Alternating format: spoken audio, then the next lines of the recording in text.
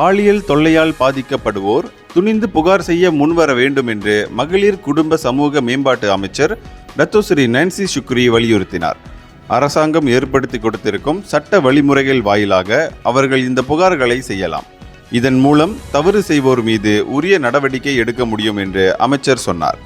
அப்படி புகார் செய்ய தவறினால் சம்பந்தப்பட்டவர்கள் மீது நடவடிக்கை எடுக்க முடியாமல் போய்விடும் என்று அவர் சுட்டிக்காட்டினார்.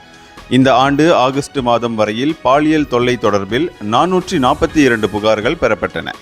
இது பெரிய எண்ணிக்கையிலான புகார்களா என்பது எனக்கு நிச்சயமாக தெரியவில்லை. ஏனெனில் பாதிக்கப்பட்டிருக்கும் பலர் இன்னும் புகார் செய்யாமல் இருக்கக்கூடும் என்றும் அவர் சொன்னார். போலீசில் புகார் செய்யாவிட்டால் பாதிக்கப்பட்டவர்கள் பாலியல் தொல்லை தடுப்பு விசாரணை மன்றத்தின் வாயிலாக சிவில் நடவடிக்கையும் எடுக்க முடியும் என்றும் அவர் தெரிவித்தார். பாலியல் தொல்லை ஒழிப்பு மீதான கருத்தரங்கை நேற்று நிறைவு செய்து வைத்த பின் அமைச்சர் இதனை கூறினார். இந்தியர்களின் இதய குரல் மக்களோசை.